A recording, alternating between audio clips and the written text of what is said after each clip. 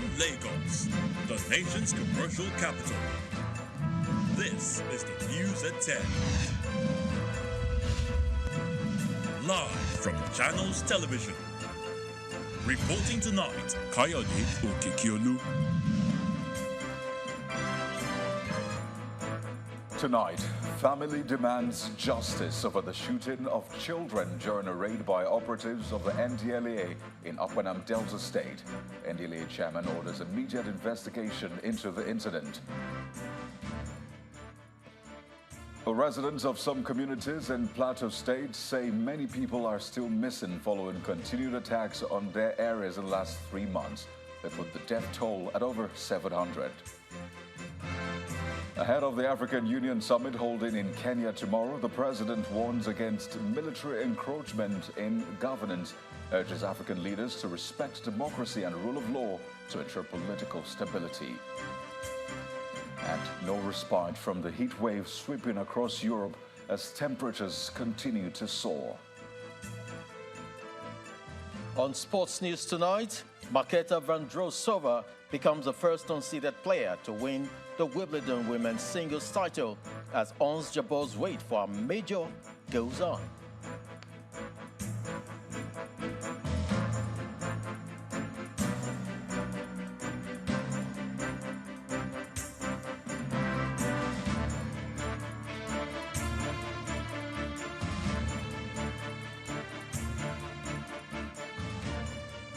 We begin with a heartbreaking story. The death of a 2-year-old boy, Evan Omoriakugbe, said to have been hit by a stray bullet during a raid on a drug joint by men of the National Drug Law Enforcement Agency, the NDLEA.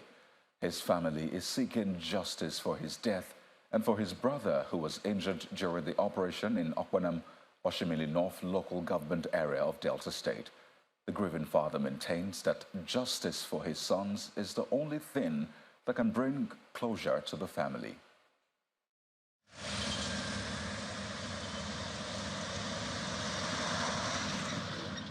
It was just like any other normal business day for the Omoriakugbe family, who are into catering business in Okpanam near Asaba, the Delta State capital. Shattered glass, bullet holes piercing through the structure into the shop, and then finally passing through this chair where the victim sat before the unfortunate incident, leaving him and his younger brother in a pool of blood. The 2-year-old boy was said to have been hit by a stray bullet, while the younger brother was also injured in the eye. It all happened while an operation by the National Drug Law Enforcement Agency, Delta Command, was taking place not too far from the area. She was carrying her 2 kids on her hand, shouting for help. She was even making calls. I don't know whether she's trying to call her husband or something, but she made call and blood was all over them, both the baby and herself. They were flooded with blood. So the next thing, they said that stray bullets, fell on the children. The children was there playing. Both brothers were rushed to the emergency ward of the Federal Medical Center Asaba for treatment. But unfortunately, Ivan could not make it. His little brother, who was injured in the eye, was moved to the eye clinic of the same hospital for further treatment. We visited the health facility to see the parents and also hear from them exactly what happened on that fateful day. The victim's mother is still in shock, but trying her best to see to the well-being of the other son, who is still receiving treatment. I didn't know where it came from, but all I know was I just saw my son. His side, his intestine was kind of bulging out. He was on the floor. Then I grabbed him. Before I could just look up, my other son inside. And when I observed his eyes too. For her husband, justice for his late son is the only thing he desires. I just need justice for my son. My son cannot just die like that. Just like that, innocent boy. Inside the shop. Not outside the shop, inside the shop. Although the Delta State Command of the NDLEA is yet to speak on the matter, the spokesperson of the State Police Command, Bright Edafe, says they've commenced an investigation into the matter. Meanwhile, the Delta State Governor has commiserated with the family of Ivan, condemning the killing. In a statement, the governor called on the NDLEA authorities and the Delta Police Command to investigate the circumstances surrounding the incident with a view to bringing the culprit to book. This is yet another case of extrajudicial killing that has cut short the life of this little boy, and it calls for greater caution by security operatives in carrying out their duties. Meanwhile, the National Drug Law Enforcement Agency says it is investigating the shooting incident involving its officers during the raid. In a statement today, the agency explained that the chairman and chief executive of the NDLEA, Brigadier General Buba Marwa, has directed a panel of top officials from the national headquarters in Abuja to proceed to Asaba and investigate the incident.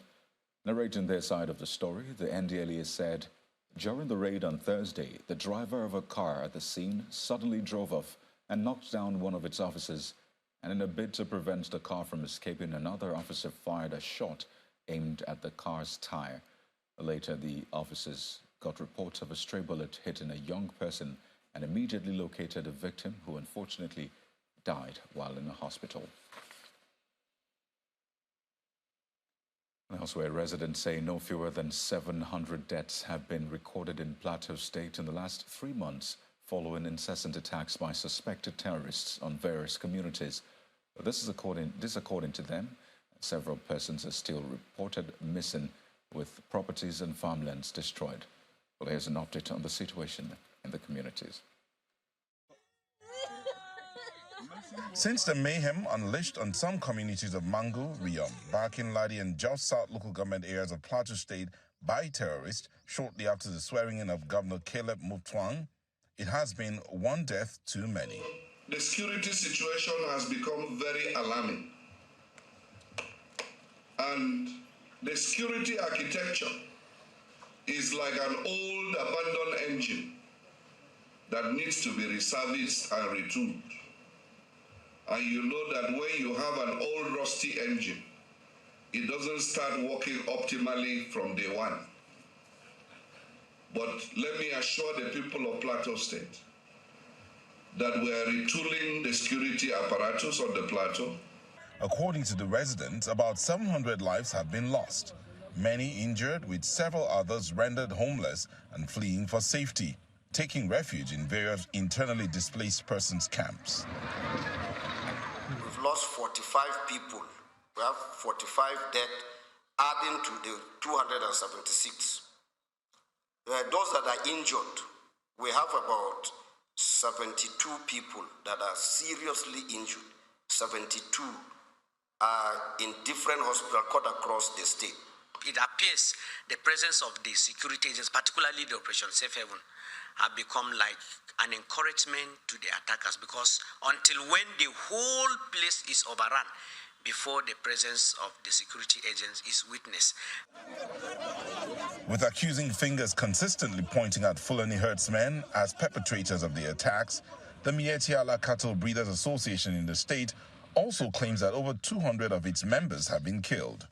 We recorded dead bodies numbering 281 dead bodies in Mangu local government, and they destroyed houses, which we are yet to confirm the actual number, and cows we lost for now are numbering about 25,000 cows. Although the residents say the death toll so far recorded has been unprecedented, the police believe the recent deployment of more security personnel to affected areas is yielding results.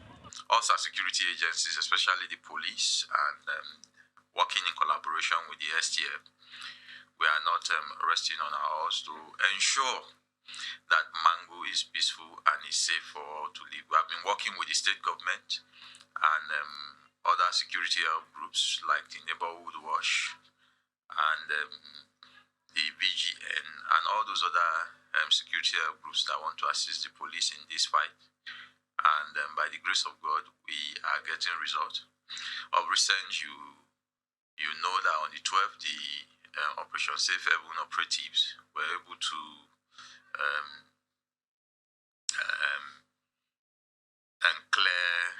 certain ambush that came on their way, and in that process, 3 bandits were neutralized and more. And the other day, our mobile men, in engaging them, I think in Sabongeri, and was able to also give some of them some serious gunshot wounds. Members of these communities, both old and young, have witnessed heightened attacks in the last 3 months and are appealing to government and all parties involved to stop the blame game and ensure the return of peace and safety. Well, outside Nigeria, the president is in Nairobi, Kenya, where he has called on African leaders to respect democracy, the rule of law, and ensure political stability. At a high-level event organized by the United Nations Development Programme, the UNDP, on the margins of the 5th Media African Coordination Meeting, that's the AU meeting, President Bola Tinubu urged African military institutions and states to recognize and respect the need for democratic renewal. In his statement presented by the Permanent Secretary in the Ministry of Foreign Affairs, Ambassador Ibrahim Lemuwa, the president, who is the new ECOWAS chair, warned that the ugly trend of the military strain into the political arena is causing threats to peace, security, and stability, and engendering poverty, displacement, and humanitarian crisis. He also called on the United Nations to stand firm against military coups. Well, back home, a fly-out parade has been held by the Nigerian Air Force in Abuja in honor of the former Chief of the Air Staff, Air Marshal Oladayo Amowu.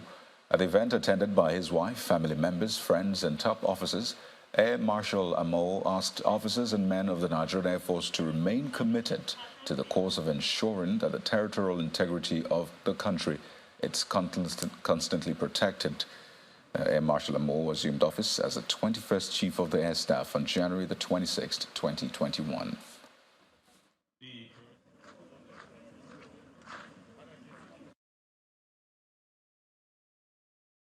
First and foremost, I would like to express my heartfelt gratitude to all the officers, airmen, airwomen, and of our esteemed Nigerian Air Force.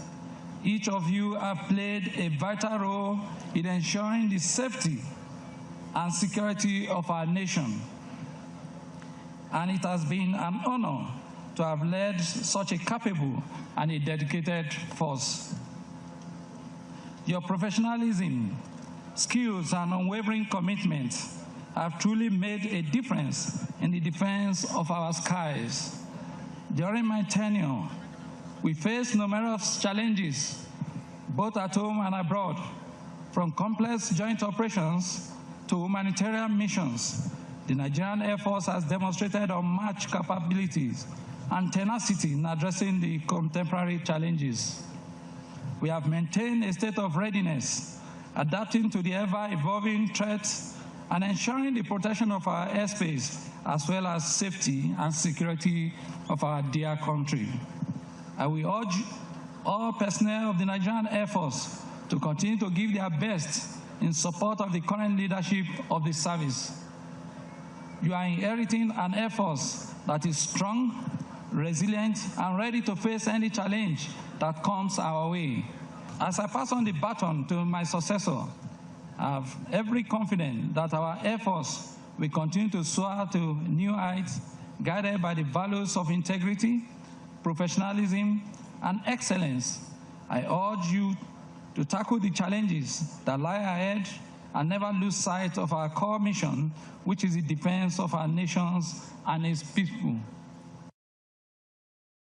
Well, in part 2, after the break, we revisit the sit-at-home order by a faction of pro-Biafra agitators in the southeast and its impact on the well-being of the residents of the region. But that's in a moment. So stay with us.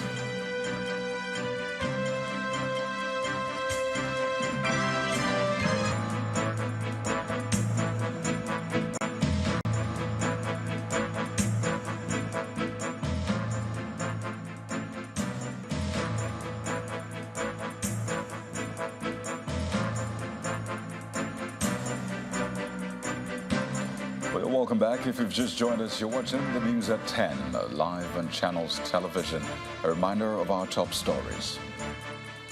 family demands justice over the shooting of children during a raid by operatives of the NDLEA in Opanam Delta State. The NDLEA chairman orders immediate investigation into the incident. Residents of some communities in Plateau State say many people are still missing following continued attacks on their areas in the last 3 months, with the death toll at over 700. Ahead of the African Union summit holding in Kenya tomorrow, the president warns against military encroachment in governance, urges African leaders to respect democracy and rule of law to ensure political stability. And no respite from the heat wave sweeping across Europe as temperatures continue to soar.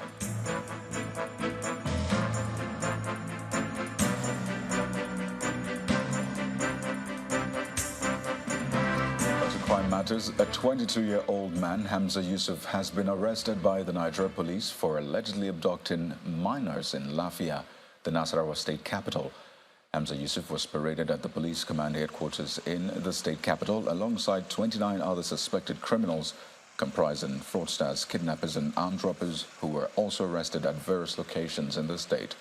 The suspect, who confessed to the crime, said that he has some co-conspirators and had received hundreds of thousands of naira from his previous abduction before being caught. Well, let's now head over to Cross River State, where Governor Basi Otu is promising to give a facelift to the abandoned National Museum, which served as a home for prominent guests in the early 90s and presently serves as a historical site.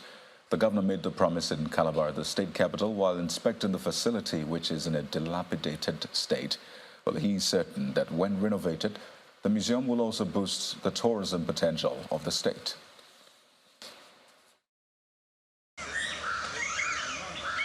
Situated in between the presidential lodges and the residence of the Chief Judge of Cross River State in Calabar, South Nigeria, is this historic site built by the colonial masters in the 1950s.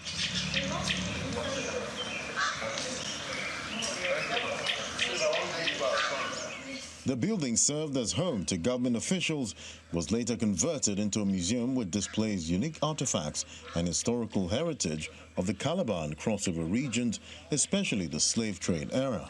This museum was established in 1986 to showcase the rich evidence and relics of Calabar as the first capital of Nigeria, Calabar as a trading center, and Calabar as an international sea port. It also played host to thousands of foreigners from far and near for tourism and academic purposes, but became a shadow of itself due to poor maintenance and eventual neglect by the past administration. The museum has really been affected. Let me say, for the past 8 years, what really happened has really affected the attendance of our visitors. One, when the barricade, we had a barricade at the entrance of our museum here. So when we had the last regime of our government, and the barricade was erected there, so it has deprived a lot of our visitors. There's been several calls from residents and workers at the museum to save it from deteriorating. We just need the government support because for the past 8 years, this place has been redundant, dormant, unlike what it used to be. Hub of activities, everything here. I mean, it's a place where people come to enjoy themselves, entertain themselves, enter the galleries, see the things they want to see and feel happy, and then relax, because we also have, the museum kitchen. Restaurants and relaxation areas feel the effect of the neglect. Light is the main thing here. If there is light, I hope people will come. People come in here to drink, relax. Since there's no light, nobody will want to come and take any hot beer. You understand? To get first-hand information on the state of the museum, Governor Basi Otu is here to see how the state government can contribute its quota to reviving the facility. I'm trying to prove to the world that it is not the British that brought in Christianity. He promises a facelift, which he believes will boost tourism and grow the state's economy. We want to restore back our history, especially tourist sites like this. people coming here will help add value to our economy.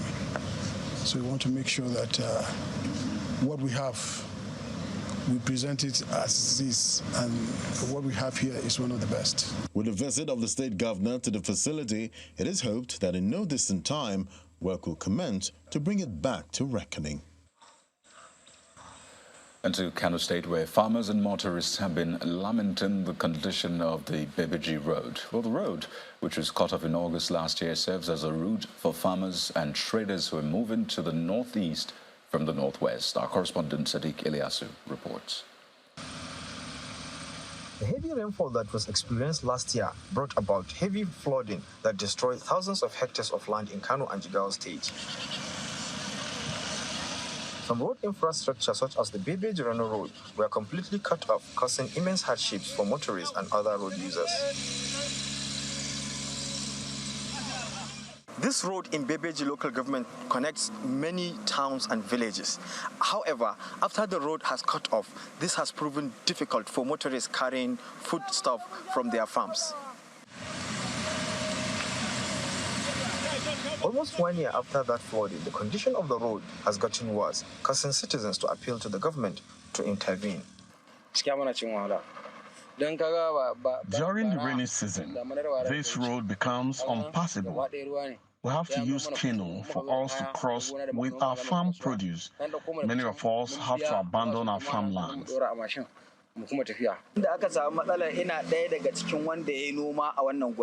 This road was cut off in August last year and is still not fixed. This has become so unbearable for us. We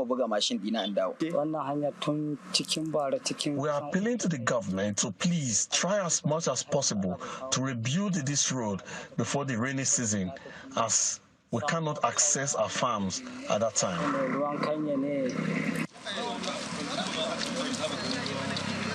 According to the federal lawmaker representing Kano South, Senator Abdurrahman Kau, the rehabilitation of the road was budgeted for in the 2022 supplementary budget.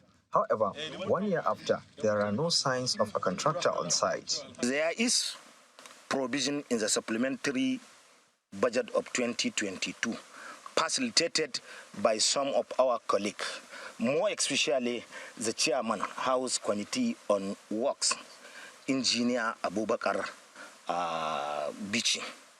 But there was a serious problem where the money has removed. That is the reason why we are following the money and we are following the process to make sure that they restore the money back within a short period of time and mobilize the contractor to come back to the site and continue with work. I heard that the Federal Ministry of Water Works has already awarded the contract, but now there is almost maybe pending problem because the money was removed from the supplementary budget through the payment of the last approval of the National Assembly. Kano is among the states in the northwest region that experiences perennial flooding, and this perhaps explains the reason why residents are very worried about the state of the roads as another season of flooding approaches. Sadiq Ilyasu, Channels Television News. One person was today killed following a multiple vehicle accident on the Otedala Bridge on the outbound lane of the Lagos-Ibadan Expressway. Well, according to the Lagos State Emergency Response Management Team, an articulated truck fully laden with diesel lost control of its brakes and rammed into 3 other vehicles from behind, damaging them in the process. It added that a female hawker who was hit in the process died on the scene. The emergency response team was later joined by some personnel of the Nigerian Police Force, Federal Road Safety Corps, and other state emergency agencies to control the situation at the scene. Meanwhile, the Lagos State government has announced that Eko Bridge inwards the newly reopened Akpangbo part of the bridge will be closed for 24 hours on Sunday from remedial palliative works by the State Public Works in conjunction with the Federal Ministry of Works and Housing. But that's according to a statement by the Permanent Secretary in the Ministry of Transportation, Mr. Abdulafiz Toriola, who explains that personnel of the Lagos State Traffic Management Authority, LASMA, have been deployed to control and manage traffic around CMS, Marina, Ijara, and other alternative routes on the Lagos Island and mainland. He advised motorists coming from the mainland towards Lagos Island to make use of the Ijara-Olopa Causeway onto Carter Bridge, Idumota, to connect their desired destinations. And those coming from Lagos Island towards mainland are advised to connect Carter Bridge, Idumota, through Ido, Oyinbo, and to Herbert Macaulay.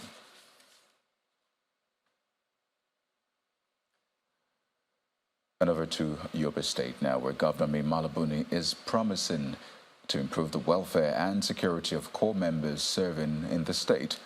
The governor, who was represented by his senior special assistant on wealth creation, Mr. Abdullahi Bergo, stated this at the swearing-in ceremony of NYC Batch B Stream 1 at the Desigo Orientation Camp in the state. He also promised the youth corps members of empowerment to become self-reliant after their service year.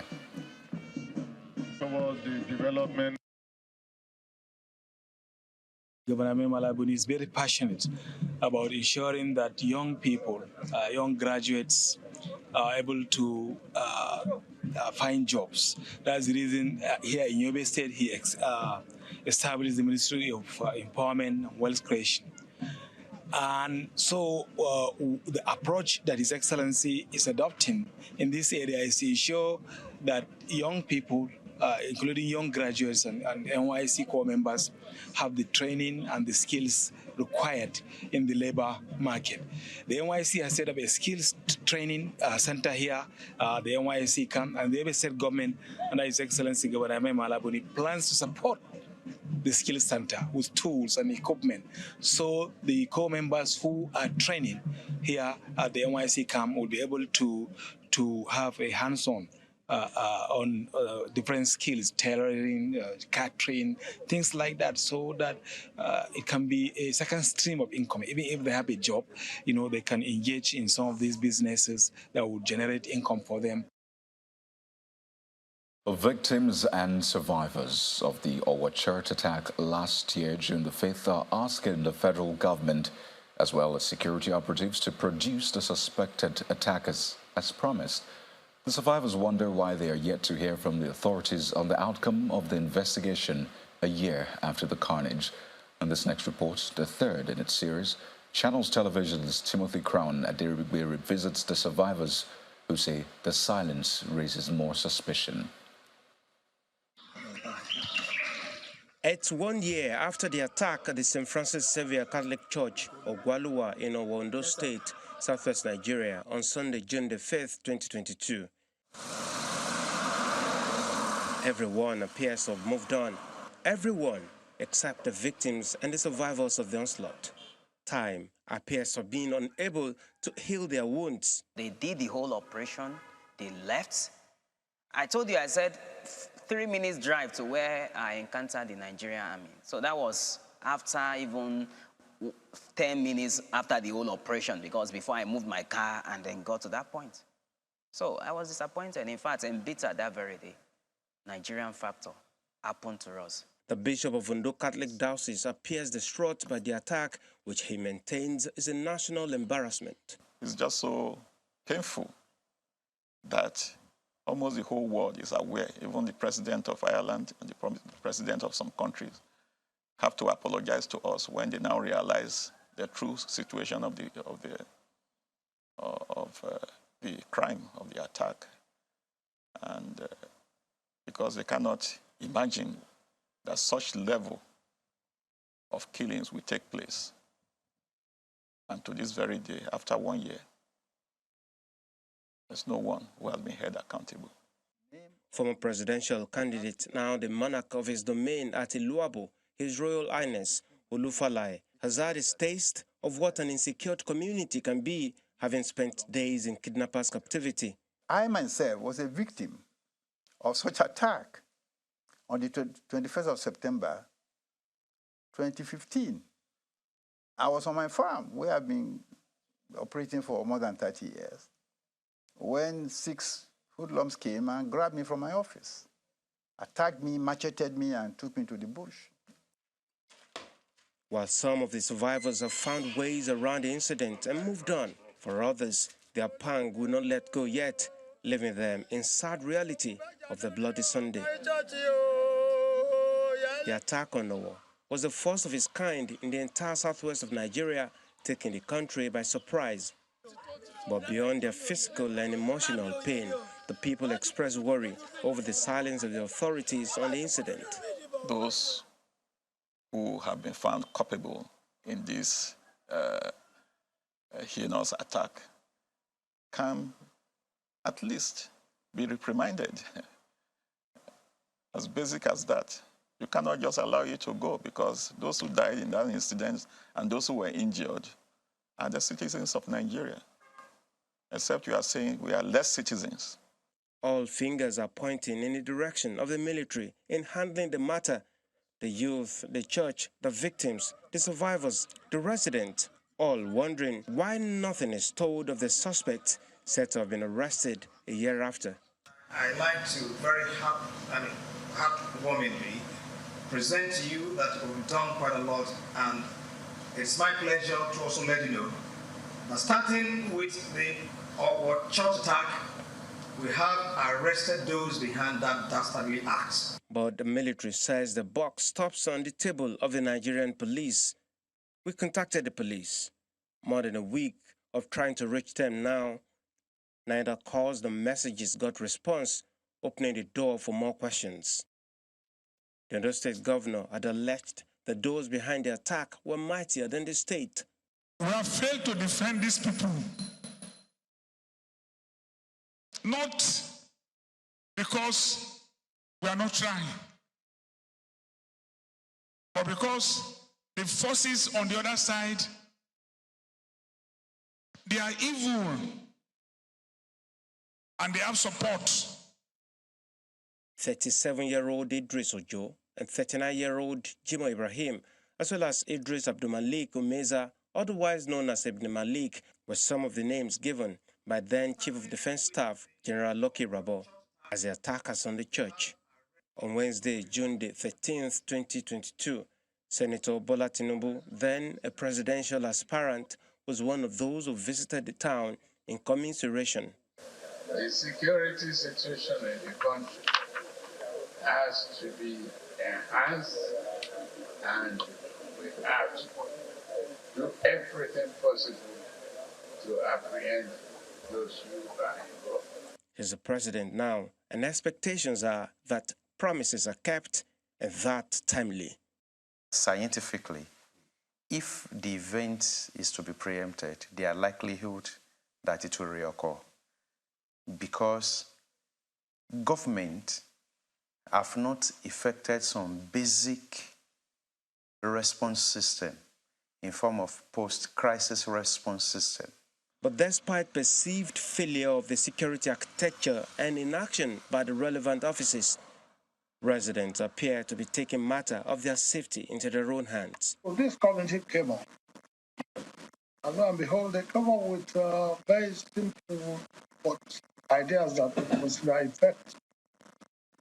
They looked at the cultural and traditional systems of activation of responses in emergency over years, in the course of history of the communities, and then updating or integrating that into what modern day and technology puts on the table. For now, the survivors groan on and the victims lick their wounds, praying and hoping that one day and very soon, not only will the killers be brought to book, but everyone behind the attack unveiled.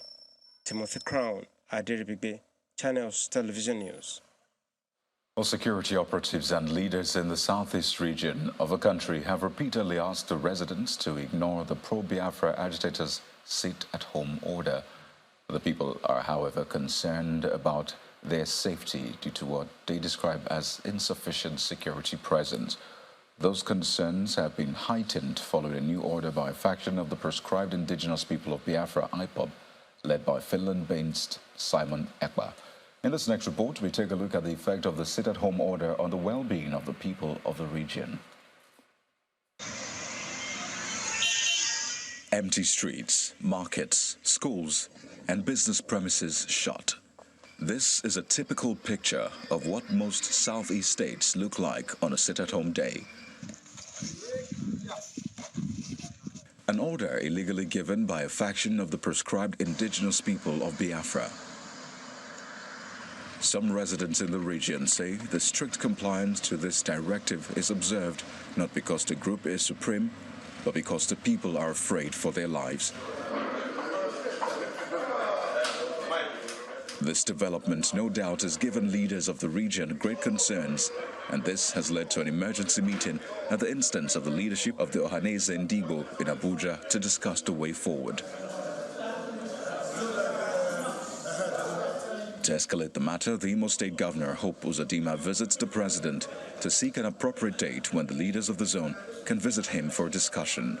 We are not addressing the problem of insecurity in Imo State through kinetic means alone. We have adopted both kinetic and non-kinetic approach. We also procure intelligence that will help security agencies function effectively and efficiently.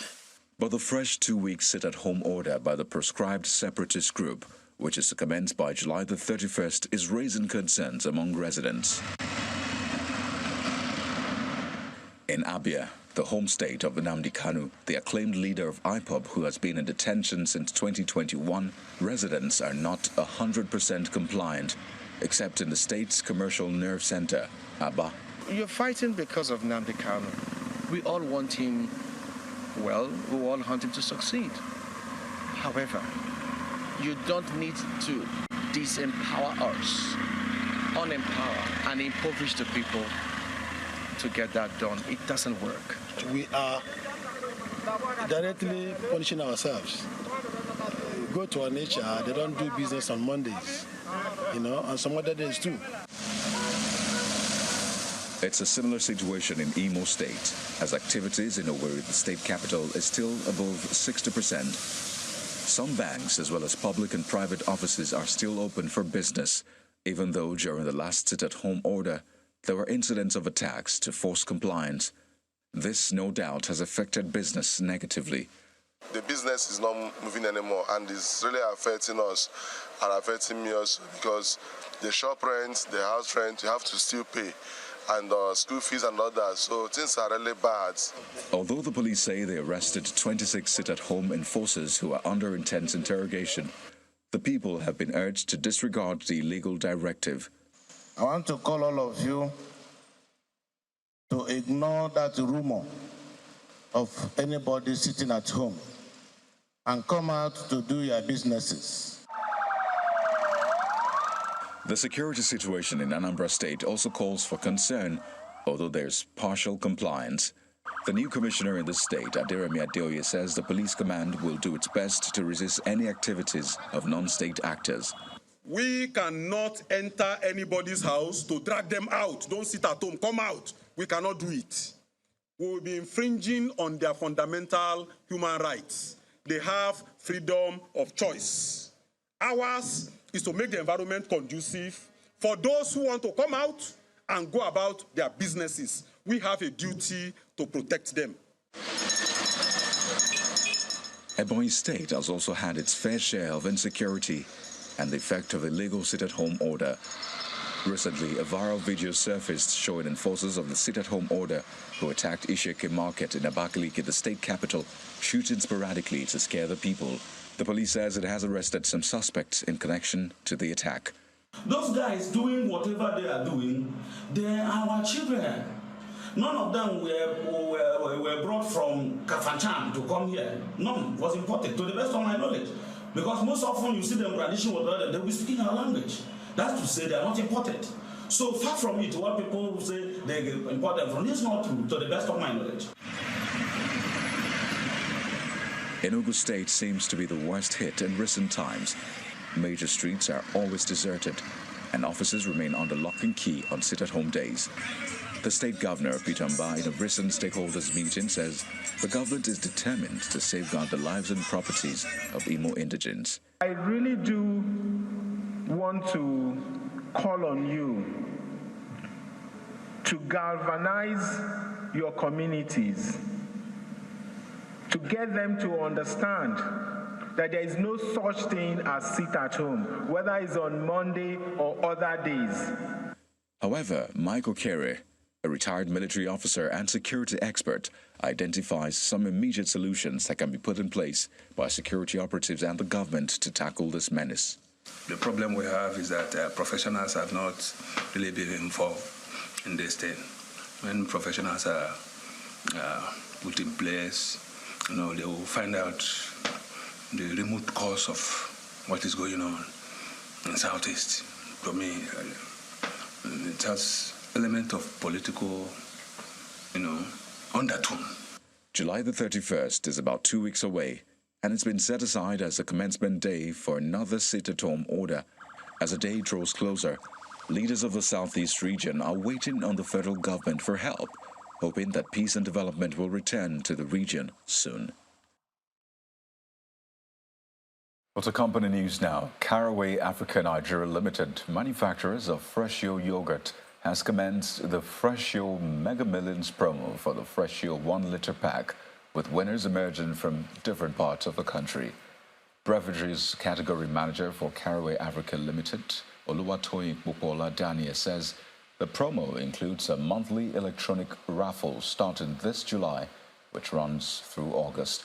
A total of 10 lucky participants will win the grand prize of 1 million naira each, and another 10 will win 10, that's 100,000 naira each. Freshio Mega Millions promo. Bring home the goodness. In line with its plan to continuously excite consumers, Freshio Yogurt has commenced rewarding consumers as it officially unveils the Mega Millions promo.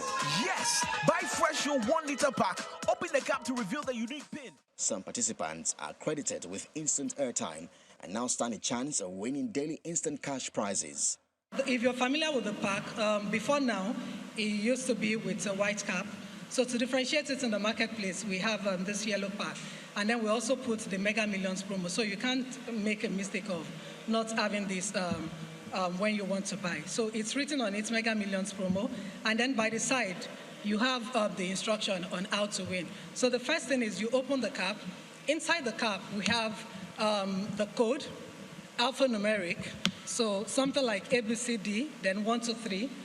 Inside it, send this code to 8011. So you start by opening the cap, type Freshio on your phone with the code, the alphanumeric code, and send it to 8011.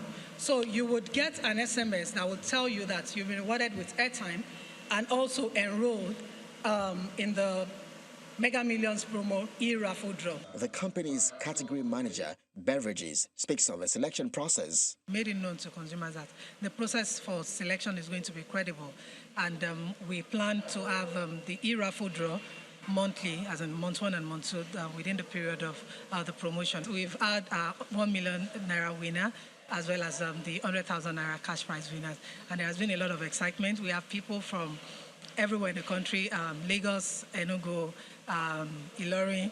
The exciting part for me is the fact that we had students.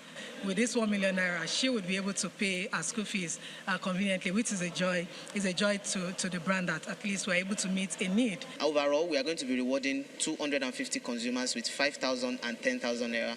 We are rewarding 5 consumers each month with 100,000 and 5 consumers each month too with 1 million naira. The Freshio Mega Millions promo is open to all consumers across Nigeria, and the company says everyone is a winner because every Freshio 1 liter drinking yogurt promo pack has a reward to it.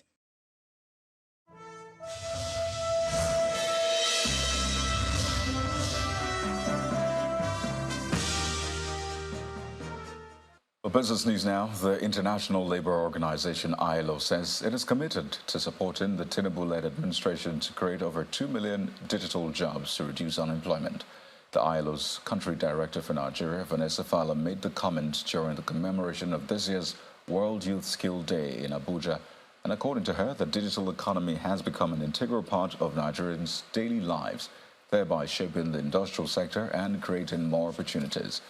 According to the National Bureau of Statistics, about 53% of youths are unemployed, which is why the ILO is raising the need to invest more in technology to bridge the skills gap through the digital economy. The Nigerian Exchange Group PLC had its 62nd annual general meeting earlier this week, and top on the agenda was the annual report for the period ending December the 31st, 2022. The chairman of the Nigerian Exchange Group PLC, Dr. Umaru Kwerangi, said the NGX Group is committed to navigating the economic landscape with resilience and innovation.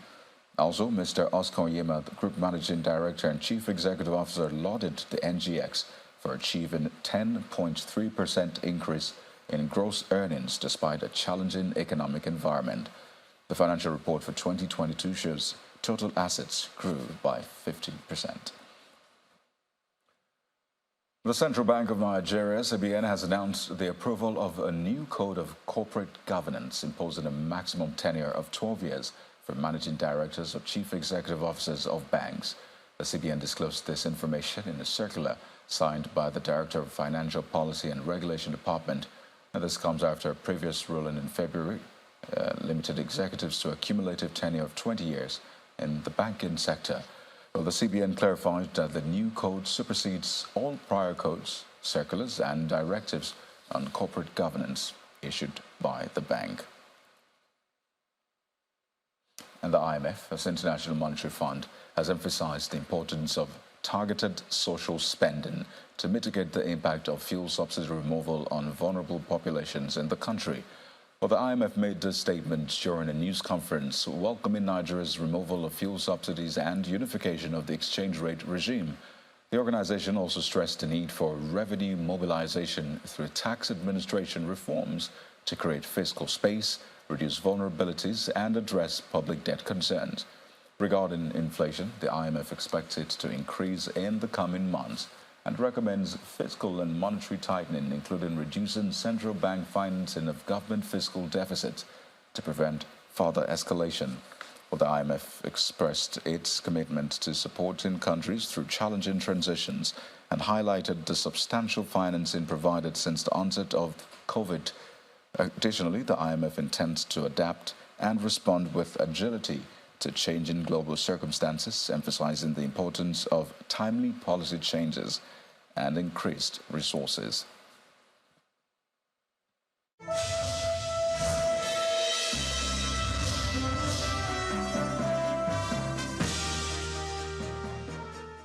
Well, let's talk education now. The Labour Party presidential candidate in the 2023 elections, Mr. Peter Obi, is canvassing more investment in the nation's education sector. Mr. Obi describes the statistics of out-of-school children in the country as worrisome, as he calls on those who have been caught with the bug of seeking for greener pastures to return home and contribute their quota to national development. He was speaking at the graduation ceremony organized for Paysetters school students in Abuja. Investment in education is critical. We're not doing a lot today. Yes, I join my respected High Majesty to say we will invest in public school. We will also invest in private school. Nigeria is a country that says they have universal basic education. And if you want to practice universal basic education, in its real term, what it says is that we have a budget for each child. And that budget, what we'll do is that if Paysetters is a private school, we will make sure that we'll give Paysetters the budget we have for each child. Their parents can add more. That is how you implement it. As a governor of Anambra State, I did not have anything called private school or public school because the children are not private.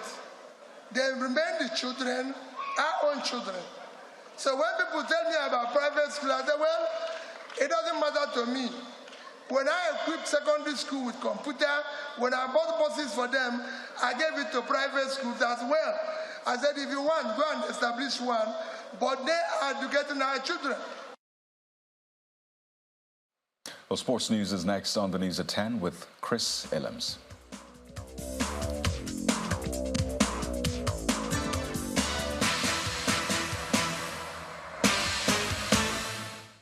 Thank you, Koide. Welcome to Sports News. Marketa Vondrousova has become the first unseeded woman to win Wimbledon in the Open era as the Czech swept to a shocking 6-4, 6-4 victory over Tunisia's Ons Jabeur in Saturday's final. As the first unseeded woman in the Wimbledon final in 60 years, Vondrousova was a heavy underdog against 6th-ranked Jabeur. But the 24-year-old upset the odds on the centre court to win her maiden Grand Slam title at the second attempt. She joins Jana Novotná and Petra Kvitova as the only Czech women to win a Wimbledon title.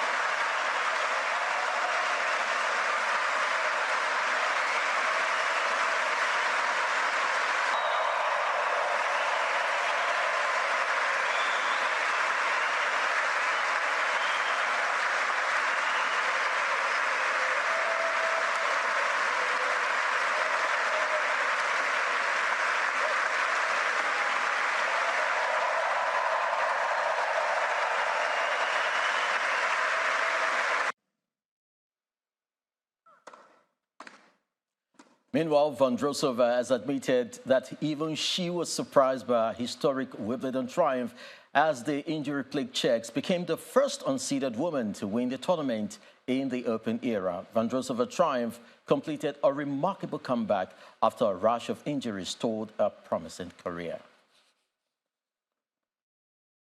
I had a cast last year, at that time, so it was impossible. I was watching my best friend here playing qualies, and I was a tourist here. So yeah, when I was coming back, I didn't know, what's gonna happen and if I can play at that level again. And yeah, I mean, this seems impossible. Even like, I don't know, on grass, I didn't play well, before. So I mean, I think it was the most impossible Grand Slam for me, to win. So I didn't even think of it. And when we came, I was like, just try to win a couple of, matches. And now this happened. It's crazy.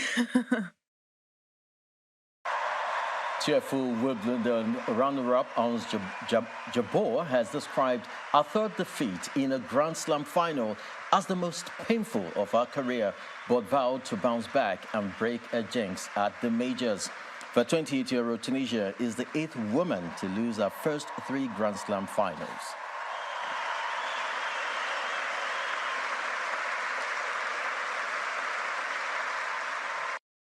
I already lost 2 finals, and this is the 3rd one. I don't know, I felt I was doing everything right. Again, with the same thing that happened last year, but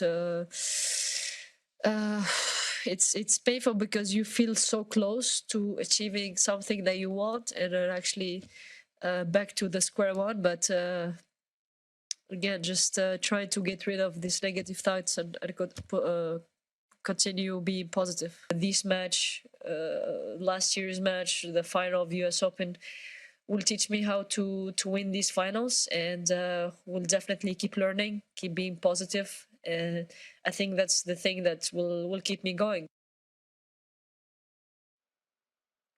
Novak Djokovic says the world of sport will be watching when he faces Carlos Alcaraz in a Wimbledon final where history and a generational shift are at stake. Djokovic is attempting to equal Roger Federer's record of 8 titles at the All England Club and match Margaret Court's all-time mark of 24 Grand Slam crowns. Having already pocketed the Australian Open and French Open in 2023, victory on Sunday will put the 36-year-old just 1 major away from completing the first men's calendar Grand Slam since 1969. World #1 Carlos Alcaraz is convinced he can defeat Novak Djokovic in Sunday's blockbuster Wimbledon final, insisting there is no time to be afraid. Alcaraz became the youngest man to make the Wimbledon final since fellow Spaniard Rafael Nadal in 2006. Sunday will be Alcaraz's first Wimbledon final in just his 4th grass court event.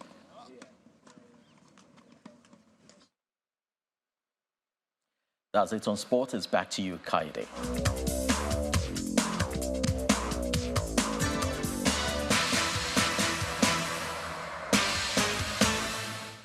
Well, thank you, Chris. Foreign authorities in Italy have issued red alerts for 16 cities as extreme heat continues to affect southern Europe.